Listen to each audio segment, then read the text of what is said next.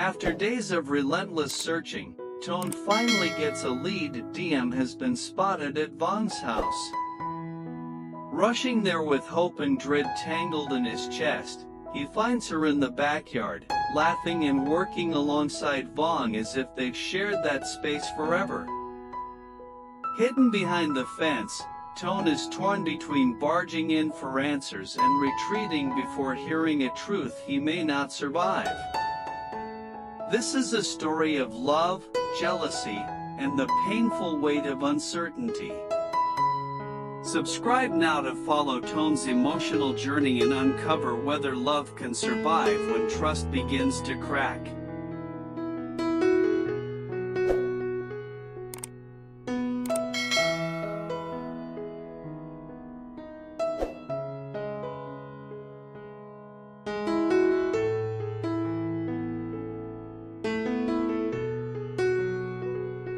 The late afternoon sun cast a tired, golden haze across the dusty road, and Toan's hands tightened on the steering wheel as he drove.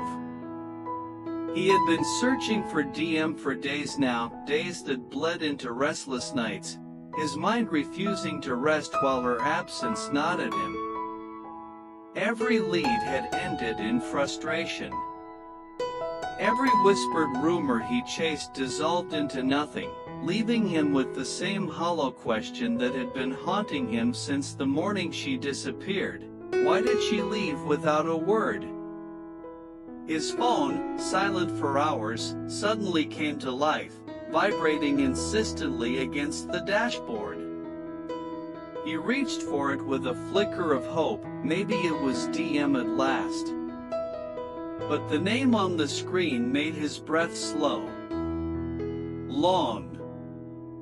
His oldest friend. Toan. Long's voice carried an edge of hesitation that instantly set Toan on edge. I'm not sure if I should tell you this, but you deserve to know. Diem, she's at Vuong's place. For a heartbeat, Toan's mind went blank. Then the words settled in like a stone sinking into water, sending ripples of confusion and disbelief through him. At Vuong's place? His pulse quickened, his stomach tightening with an instinctive, almost primal unease. He didn't even bother to ask why, didn't want to hear Long's explanations or theories. The only thing that mattered now was seeing her. He started the engine without another word and pressed the accelerator. The hum of the car became a muted roar in his ears, drowned out by the pounding of his own heartbeat. The road stretched ahead in long, winding curves, lined with sprawling fields that blurred into shades of green and gold as he sped past. Diem's face filled his mind, her gentle smile, the way her hair framed her eyes when she tilted her head, the way her voice softened when she was worried about him. Those memories clashed violently with the image of her at Vuong's house, an image he didn't even have yet but already hated. His hands gripped the wheel tighter, knuckles white, and for a fleeting moment, he wondered if he was angry, hurt, or simply afraid of the truth he might find. The more he drove, the heavier the air seemed to become. The narrow road that led toward Vuong's house was shaded by tall trees, their leaves whispering in the breeze, as if murmuring secrets he wasn't ready to hear. He had been to Vuong's place before. It sat on the edge of town, a modest wooden house with a wide yard and a fence in need of mending. Vuong had always been a decent man, someone Toan had trusted. But right now, that trust felt brittle. As the house came into view, a knot formed in Toan's chest. The small garden in front was blooming, a faint scent of jasmine drifting through the air. Everything looked calm. Too calm. He slowed the car, parking a good distance away so the sound of the engine wouldn't announce him. For a long moment, he just sat there, staring through the windshield, unsure of what he was about to walk into. Questions crowded his mind, each one sharper than the last. Why didn't she call? Was she hurt? Did Vuong know where she'd been all this time? But there was one question that cut deeper than the rest, one he didn't dare say aloud. Did she choose to leave me? For him? Taking a deep breath, Toan stepped out of the car. The gravel crunched under his shoes, loud in the quiet evening. Somewhere in the distance, he thought he heard faint laughter. His heartbeat surged again, and every muscle in his body tensed. He didn't know if he was about to find answers or lose something he could never get back, but he knew one thing: he was no longer just searching for Diem. He was about to confront the truth.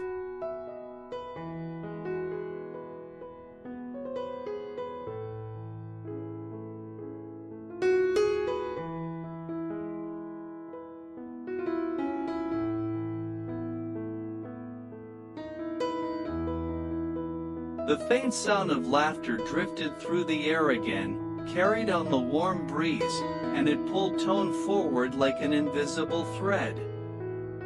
He moved quietly along the edge of the property, his footsteps careful against the gravel path. The fence, weathered and leaning slightly, offered small gaps between the slats, enough for him to peer through. And there she was.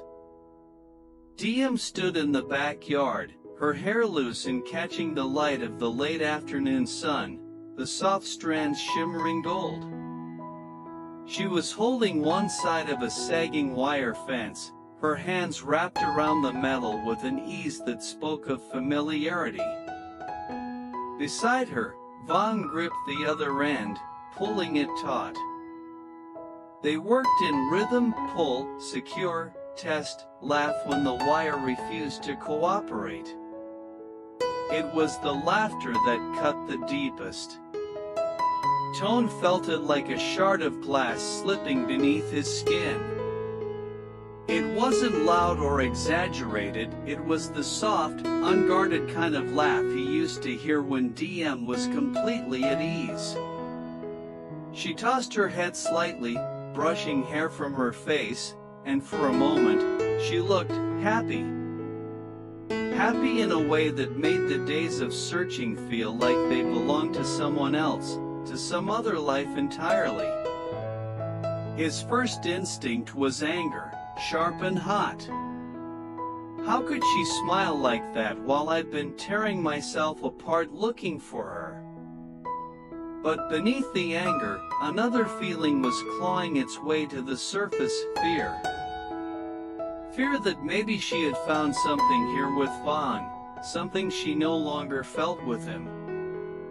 Vuong leaned closer to inspect the wire, his arm brushing against hers in a way that might have been accidental, but to Toan's eyes, it lingered. The sight sent a current of heat rushing through him, his jaw tightening. He tried to tell himself he was being irrational, that he didn't know the full story. But the longer he watched, the harder it was to keep that thought alive. The sun dipped lower, painting their silhouettes in amber light. Diem bent down to pick up a tool from the grass, her fingers brushing bongs as she handed it over. Their smiles met again, brief but unguarded. And Toan, standing in the shadows, felt like an intruder in a moment he shouldn't be seeing. Memories surged unbidden, nights when Diem had leaned against him, her laughter warm against his neck, afternoons spent fixing the old gate together at his own home, when every shared glance had carried an unspoken bond. Now, watching her with someone else in that same kind of moment, It felt like those memories were being rewritten without his consent. A part of him wanted to storm through the gate, to demand answers, to pull her into his arms and remind her of everything they had. Another part urged him to stay put, to gather himself, to try and understand before he acted. But each passing second made it harder to think, the ache in his chest swelling until it pressed against his ribs. Then Diem looked up, just for an instant, and her eyes seemed to scan the yard, as if sensing something. Toan froze, holding his breath, his body tense against the fence.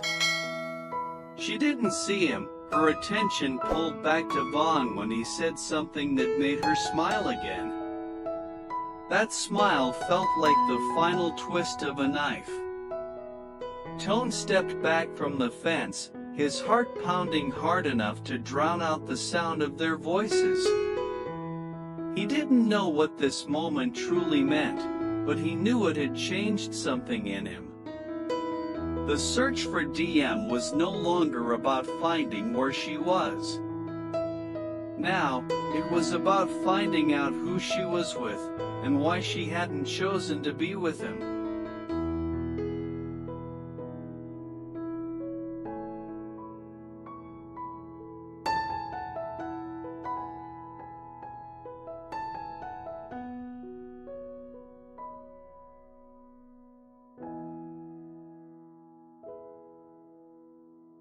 Toan stood in the fading light, his back pressed against the rough wood of the fence, his breath coming slow and uneven. The sound of their voices was still there, muted by distance, but it felt too close enough to stir the restless storm inside him.